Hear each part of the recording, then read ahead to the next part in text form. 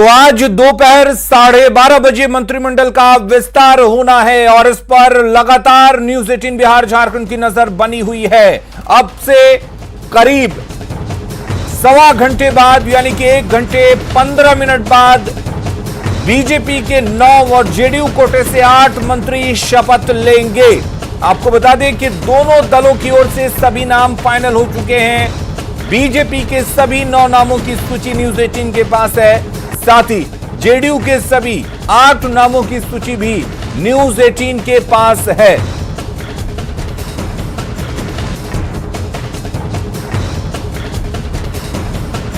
तो बीजेपी कोटे से 9 और जेडीयू कोटे से 8 मंत्री बनेंगे। 11:15 हो चुके हैं और 12:30 पर मंत्रिमंडल का विस्तार हो जाएगा। नीतीश कैबिनेट में शामिल होने वाले सभी मंत्री पद की शपथ लेंगे, यानी कि अब नीतीश कैबिनेट को और नए 17 मंत्री मिलने जा रहे हैं। 9 बीजेपी कोटे से मंत्री हैं, 8 जेडीयू कोटे से मंत्री होंगे। और हमारे साथ ब्यूरो चीफ दिवाकर तिवारी जुड़े हुए हैं। दिवाकर, आपसे जानना चाहेंगे, अब से 1 घंटे 10 मिनट के बाद नीतीश मंत्रिमंडल का विस्तार हो जाएगा, 17 नए मंत्री मिल जाएंगे। कैसे देख रहे हैं इन चेहरों को, इन नामों को, और किस तरीके से देखा जाए, क्या कुछ समीकरण बनाने की कोशिश की गई है दोनों पार्टियों की तरफ से? देखिए, 2-3 खास बातें हैं जो मंत्रिमंडल विस्तार होना है उसमें। पहली बात है कि युवा चेहरों को तरजीह दी गई है और कई ऐसे चेहरे हैं जो नए हैं। दूसरी बात है कि जो आधी आबादी की बात की जाती है तो आधी आबादी का भी रिप्रेजेंटेशन है। जिस तरीके से आधी आबादी ने सपोर्ट किया है तो आप देख सकते हैं कि लेसी सिंह हैं और पहले भी जो मंत्री बनी हुई हैं शीला मंडल, वो भी हैं, उनका रिप्रेजेंटेशन है अगर ओवरऑल हम नीतीश कुमार मंत्रिमंडल को देखें। और तीसरी बात है कि क्षेत्रीय संतुलन को साधने की कोशिश की गई है, लेकिन अभी भी कुछ जिले रह गए हैं जहाँ से रिप्रेजेंटेशन नहीं हुआ है। हमारे साथ बिहार झारखंड न्यूज़ 18 बिहार झारखंड के संपादक ब्रजमोहन जी हैं, उनसे बात करेंगे। ब्रजमोहन जी, खास बातें क्या हैं?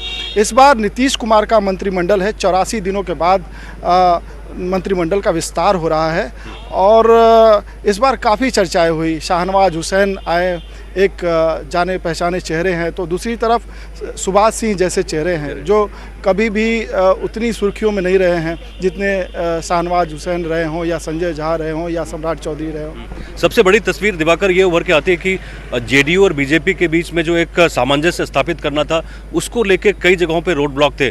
कई दौर की मीटिंग हुई दोनों पार्टियों के बीच में, दिल्ली में भी, पटना में भी। उसके बाद ये जो नाम आए हैं, और ये बता दें कि न्यूज़ 18 लगातार इस नामों को लेके लगातार आगे रहा है।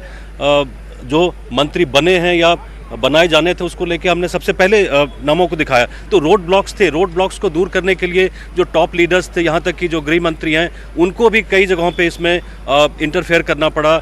यहाँ से जो सुशील कुमार मोदी, उन्होंने भी काफ़ी कुछ इसमें रोल अदा किया है पूरे मसले पे। तो एक जो सामंजस्य स्थापित करने की प्रक्रिया थी, उसको लेके काफ़ी ज़्यादा वक्त लगा। जैसा आपने कहा कि 84 दिनों के बाद ये विस्तार हो रहा है, कैबिनेट विस्तार, तो उसके बाद ये फाइनली जो अंजाम आज दिया जाना है 12:30 बजे के आसपास में, उसमें एक चीज़ जो निकल के आ रही है वो सबसे बड़ी बात ये है कि इसमें युवा चेहरे को ज़्यादा इसमें चांस दिया गया है। एज ग्रुप आप देख लें, सबसे पहले शाहनवाज हुसैन का देखें, 52 साल के हैं।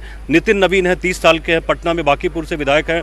तो ये तमाम जो नाम है, लेसी सिंह है, सुमित सिंह है, तमाम जो नाम इसमें है, कुछ नेताओं को छोड़ दें, कुछ लीडर्स को छोड़ दें, तो उनके अलावा ज़्यादातर 50 या 52 के आसपास के हैं। तो इससे जो चेहरा बनेगा पूरे कैबिनेट का, नीतीश कुमार के कैबिनेट का, क्योंकि आपने देखा होगा कई बार तेजस्वी ने नीतीश कुमार के ऊपर इस बात को लेकर भी हमला किया है कि अब वो बुजुर्ग हो गए, वो संभाल नहीं पा रहे हैं। तो एक कैबिनेट, एक युवा चेहरा जब निकल के आएगा तो शायद विपक्ष के मुकाबले काफ़ी हद तक खड़ा रह पाएंगे। और जब विधानसभा के अंदर देखेंगे सत्ता पक्ष और विरोध पक्ष के बीच में, तो मुकाबला अच्छा खासा देखने को मिलेगा। दिवाकर, आपने जिक्र किया कि काफ़ी रोड ब्लॉक्स आए जब मंत्रियों की सूची तैयार की जा रही थी और आगे भी चुनौतियां ज़्यादा है, क्योंकि आप देखिए अपोजिशन जो है, मेन अपोजिशन पार्टी है आरजेडी, वो 75 की संख्या में है और वो लगातार जिस तरीके से वो आक्रामक रहे हैं, उसमें ये लगता है कि आने वाले जो दिन है वो मुश्किल डगर है। दो चीज़ों का खासतौर पर जिक्र करना चाहूँगा कि जब शती समारोह चल रहा था उसमें भी विपक्ष के नेता यहाँ हाजिर नहीं थे, और आज जब शपथ ग्रहण होगा इसमें भी तेजस्वी हाजिर नहीं होंगे, तो ये सत्ता पक्ष की तरफ से भी ये दिखाने की कोशिश होगी कि जो महत्वपूर्ण मौके हैं उसमें तेजस्वी उपस्थित नहीं रहते। इससे क्या संदेश जाता है, क्योंकि इन्होंने भी नए चेहरे को उतारा है, तो एक तस्वीर बनेगी, जो बड़ी तस्वीर बनेगी बिहार विधानसभा के अंदर की, जो जेडीयू है जो कम संख्या के साथ में इस बार सरकार में आई है, वहीं भारतीय जनता पार्टी उसके मुकाबले 75 सीटों पे आरजेडी, तो किस तरह का मुकाबला होगा ये भी देखने को मिलेगा। काफ़ी रोचक होगा मुकाबला। और हाल फिलहाल में ये भी देखा कि जिस तरह से नीतीश कुमार अपना जो संख्या बल है उसको भी कंसोलिडेट कर रहे हैं धीरे धीरे, तो ये मुकाबला काफ़ी रोचक रहेगा। दिवाकर, आपने दूसरी बात कही कि इस बार किस नेता की चली बीजेपी में और किस नेता की नहीं चली। सुशील कुमार मोदी जो काफ़ी अनुभवी नेता हैं और लंबे समय तक बिहार के मंत्रिमंडल में रहे, इस बार वो बाहर हैं, राज्यसभा में उनकी नुमाइंदगी है, लेकिन ये बातें आ रही है सामने कि नित्यानंद राय हैं और भूपेंद्र यादव हैं, उनकी चली है। जो मंत्रियों की सूची तैयार हुई है, जो चेहरे सामने आए हैं, उसके चयन में उनकी बड़ी भूमिका रही है। बिल्कुल, सुशील कुमार मोदी के बारे में कहा जाता है, भले ही उनको केंद्र में यहाँ से भेजा गया है, राज्यसभा मेंबर हैं, लेकिन इसके बावजूद भी उनका जो दिल है वो बिहार में ही लगा रहता है। लोग आज तो संसद है, संसद में सुशील कुमार मोदी वहाँ बैठे होंगे और काफ़ी महत्वपूर्ण दिन है, काफ़ी महत्वपूर्ण दिन है, तो उस हिसाब से वो आ नहीं पाएंगे, लेकिन लगातार मैं उम्मीद कर रहा हूँ कि वो सोच रहे होंगे कि उनकी अनुपस्थिति में ये सारा कुछ हो रहा है शपथ ग्रहण, तो निश्चित तौर पे उनकी भूमिका तो इसमें रही है काफ़ी हद तक। और जिस तरह से पिछले 25-30 सालों की राजनीति देखें, बिहार की राजनीति देखें, तो उसमें उनकी भूमिका रही है, इसमें किसी को कोई संदेह नहीं है। लेकिन ये समय का परिवर्तन भी हो रहा है।